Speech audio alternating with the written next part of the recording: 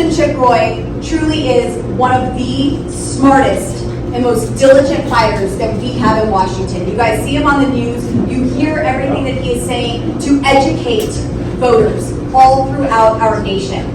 A lot of people criticize members of Congress who go on TV, but even though you can't vote for him, every day we're in DC, he votes for you.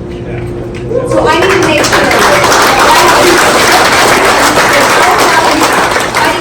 that me, and it is my honor to introduce my good friend, Chip Roy. Well, thank you all. It is great to be here. It's great to be in Grand Junction. It's my first time here. I'm honored to be here. And I'm out here for a couple of reasons. One, I've brought my beautiful family, my wife Tiara, my son Charlie, my daughter Virginia, to come out and see the western part of the United States.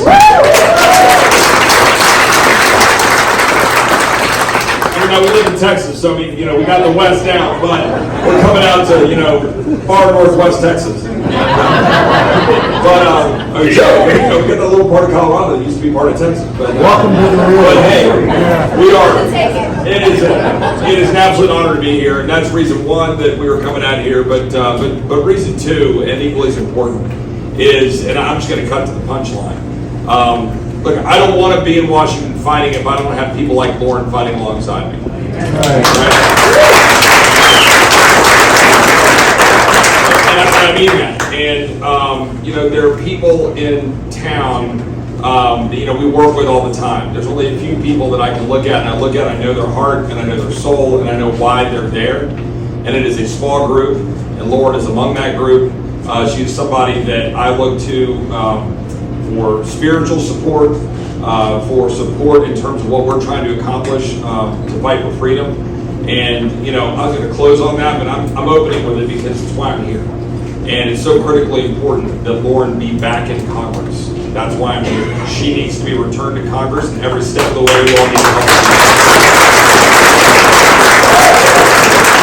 Now, I noticed there are a lot of veterans in this room. Please, just raise your hand if you're a veteran, please. Thank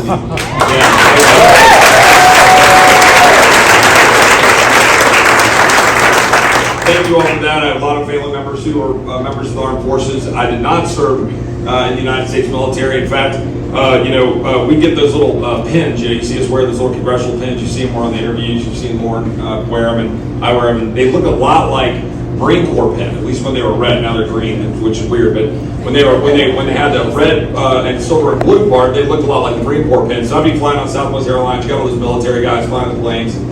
I'd be walking off, and this guy come up and goes, "Man, are you a Marine?" And I'd look at it and go, "No, I'm in Congress."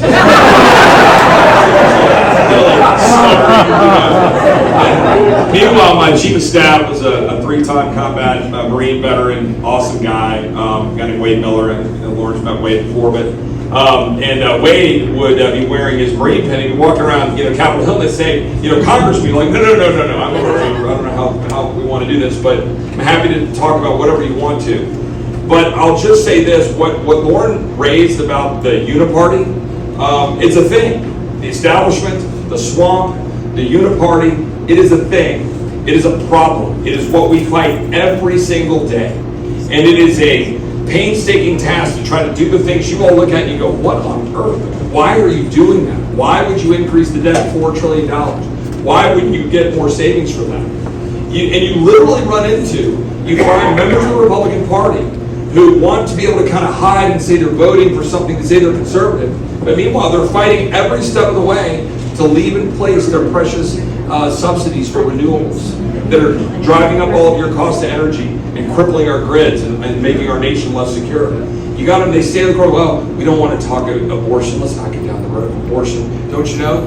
Right? We're literally right now, we can't even get an agreement to move forward the legislation we have to have the long-standing Hyde Amendment protections, which literally just prevent federal tax dollars from going to abortions, and the 3 exceptions are in place. We can't get unanimity among Republicans on even that.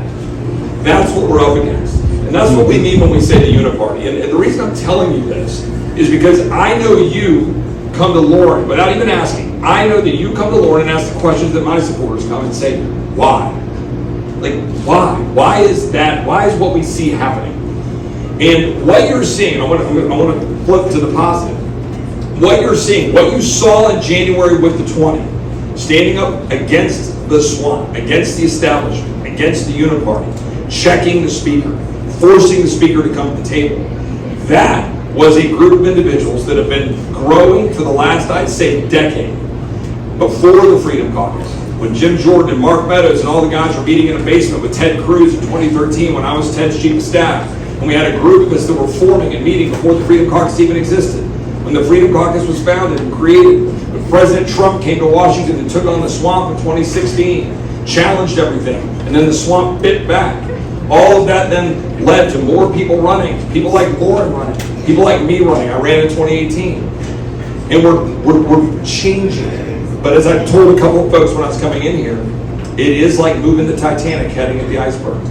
We are on there and we are spinning the wheel, and it is turning. And I'll talk a little bit about how it's turning. I don't know if we can avoid the iceberg, but I know we're spinning the wheel as fast as we can. And there is change happening. There is change afoot. I try to lead every one of the conversations I have back home, and I assume Lauren does the same here. Do not despair. Do not give up. Do not walk away from this fight because you get frustrated with the continued machinations of Washington. Because we're in fact winning. I want to explain how. What you saw in the speaker's fight changed the game. As Lauren described, we fundamentally changed the way things are now working. They come to us. They are asking us to get in the room because they know we're serious when we say we're going to go to the floor and we're going to blow stuff up. That we're going to force votes like the impeachment vote. Or like Anna Polina Luna did last week. It was Anna that forced the shift.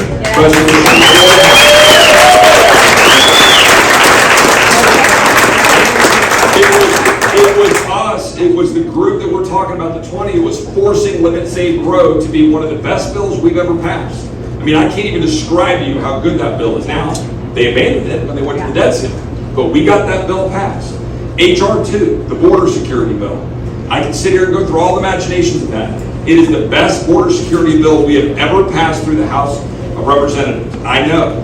I was a lawyer on the Senate Judiciary Committee. I was Ted Cruz's chief of staff. I was the first assistant attorney general of Texas, and I was the United States attorney prosecuting crimes in Texas. I know what immigration laws, how they work and how they don't. This bill was exceptional, and we had to fight for it and bleed for it, and we got it out of the House. Now that's step one. We got to get it to the Senate. We got to get it to a president who will sign it. Or we have to force our Republican leadership to call the question through the appropriations process or debt ceiling fight like we were trying to do.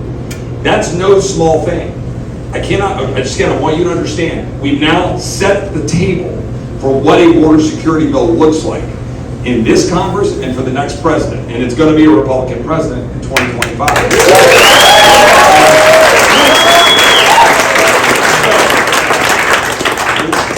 Here's the point that I think is the most important, and I'm going to contain myself. I can go on for a while. Here's the most important, okay? Let me ask you a handful of questions, and I know the answers, but I'm asking them anyway, rhetorically. Do you think this country currently is free? No. When I was at Green Hall, is a Texas dance hall, and I took my wife and kids to see a band called Reckless Kelly. They're doing their last tour in Texas. It's a great band. And it's an old Texas dance hall, been there since the 1860s. We were there on Sunday night. It was our last show in this great old classic dance hall in the district I represent between Austin and St. Plastic that attaches to a constitutionally protected weapon and turned tens of millions of Americans into felons in the pistol arrangement. No, you're not free if that can happen. Are we a free country if governors, local mayors, and the feds can shut down your businesses in a pandemic and take away your livelihood? No.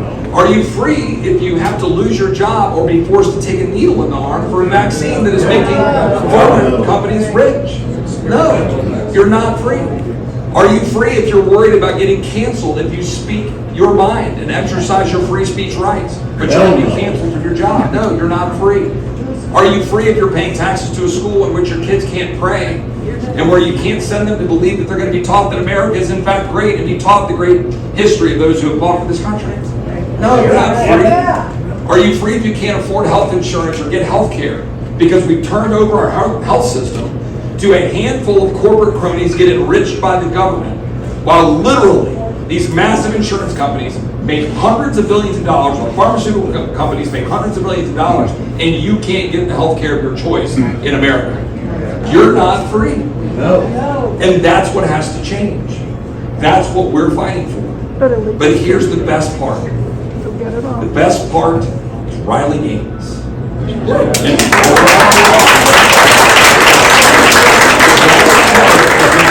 has always come when the American people step up.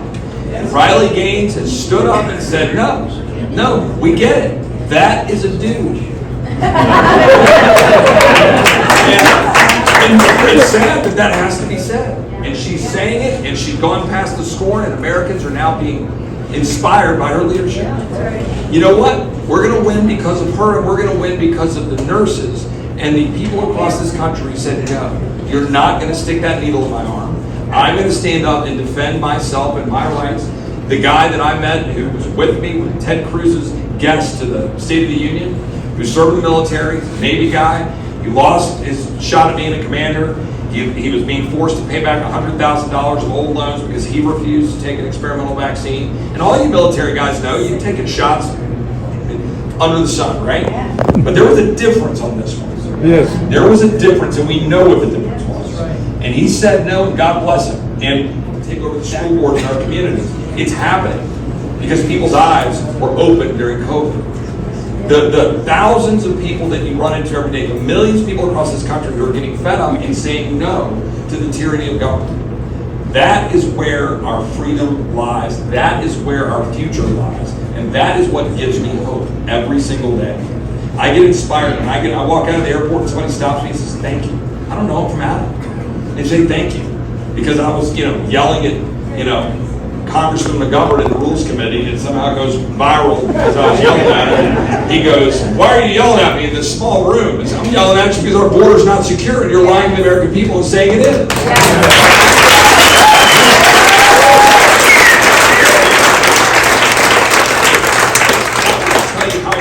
That Lauren went to the floor and filed articles of impeachment against the President of the United States for his complete abdication of his responsibility to secure the border of the United States. It was so critically important that she did that and send that to the Homeland Security Committee. Because I can tell you in Texas, you guys see it here. You're not that far, you get it, you get all the blowback, you get all the drug problems, you've got the fentanyl problems, I know it. But I've been telling you on the front lines in Texas, I was literally just yesterday morning in Eagle Pass, Texas, on the Rio Grande. I was standing at the river where all the garbage is sitting there, and I was meeting with ranchers, and I was meeting with fentanyl moms. I was in a town hall forum, and there was a fentanyl mom there. He just issued an opinion a few weeks ago, upward departing the sentencing guidelines because of the horrific facts he saw in stash houses being run in Fort Worth, which is a good 6 hours from the border. Okay?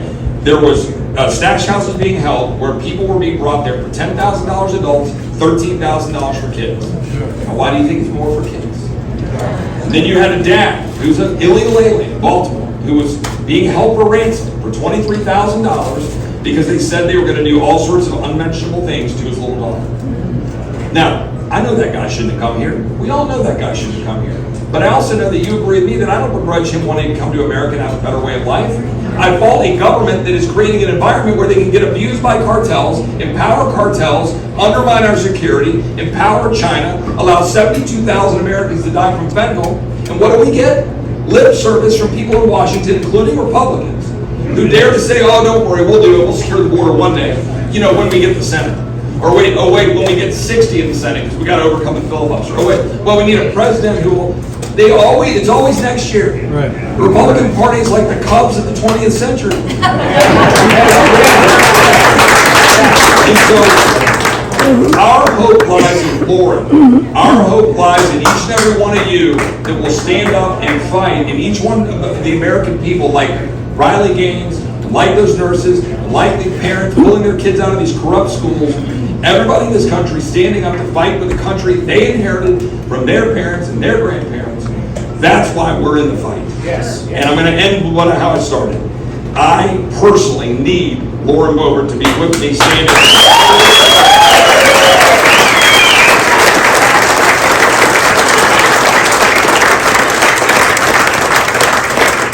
Shoulder to standing down.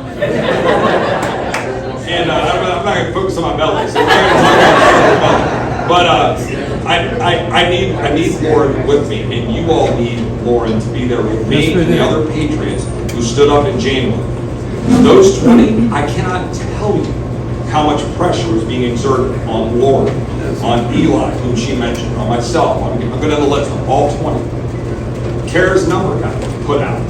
These guys were sending out our cell phone numbers, so we were getting harassed with all sorts of messages. They turned loose all the donors to attack us and say, you're never going to get any money. We were getting threatening calls from donors, threatening calls from everybody. We were being told we're going to get kicked off committees. All of it. And we told them to pound sand. Yes.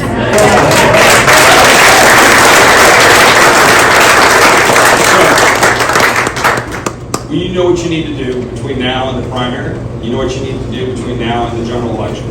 And that is to do everything necessary to make sure that Lauren is sent back to the House of Representatives to fight for you and to stand up to make sure that we pass down this country. It is still the greatest country in the history of the world. There is no doubt about it. But the time is now, okay? And there was the speech that President Reagan gave in the 60s, time for choosing. Now it's setting the stage. It's been building this moment. But the time is now. We're there. We have to make a choice. That's what we currently are living through right now. Are we going to make the choice? We love to applaud on July 4th next week. We get up, we talk about how great the country is. We talk about all the founders and all that they did. Memorial Day, we praise the fallen. We talk about how great they were, risking their lives, Iwo Jima, Normandy, all the various battlefields. We talk about on Veterans Day. We always talk about these great things and revere Texas, we revere the Alamo. Oh, 180 standing on the walls. We talk about how great it is. Are we going to do it? That's the question before us. Are we going to do it? Particularly the civilians, particularly the ones who haven't worn the uniform. Are we going to stand up? Are we going to have those tough conversations like Scott Smith in Leesburg, Virginia did when he went in to protect his daughter who was being assaulted at a school? They went to a school board and they arrested him and they tried to make him a domestic terrorist. And guess what? He was my guest at the State of the Union. He's a great American, and I'm going to stand alongside him. We're all going to fight together to take our country back from the grips of a corrupt, tyrannical government that needs people like Lauren there to fight it, representing you. Thank you all, and God bless you.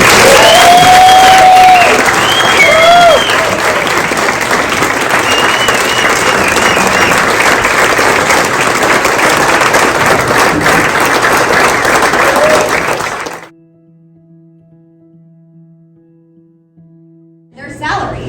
So talk about terrorizing them. Like let's punish them with their pay. That is something, a tool that we can use in the appropriations process, a tool that I personally will be using, and I know a lot of my colleagues will as well, to make sure these people who have overreached, overstepped, abused the separation of powers, they feel it. They feel it just like each and every one of you do when they step out of their role and they act like the bureaucracy is a fourth branch of government.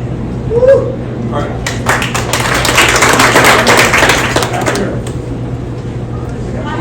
Just a quick question.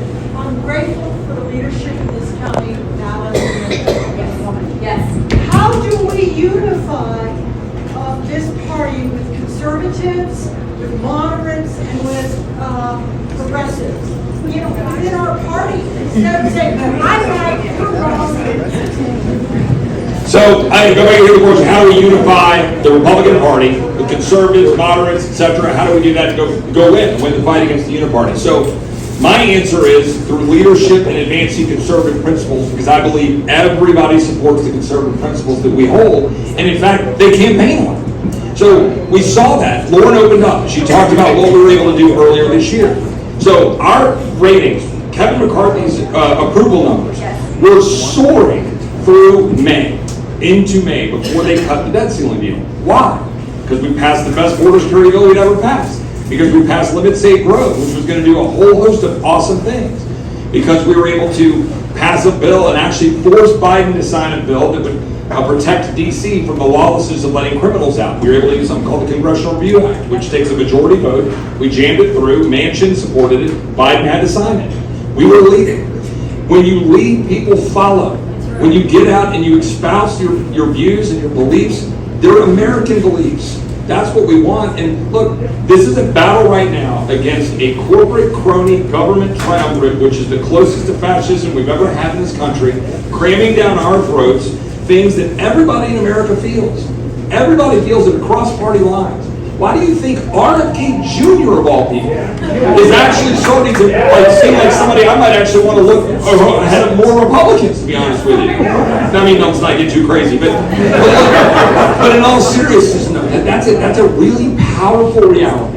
There are people waking up and seeing, wait a minute, this trans stuff, this is getting a little crazy. We're like, well, I know, 20 years ago when we said, marriage is marriage, we meant it, but here they are, and they're seeing it, they're going, wait, this is wrong. You unify people by leading. And that's what we're trying to tell Kevin. That's what President Trump did so well. Everybody got in behind it because he led. I just want you to understand, we now set the table for what a border security bill looks like.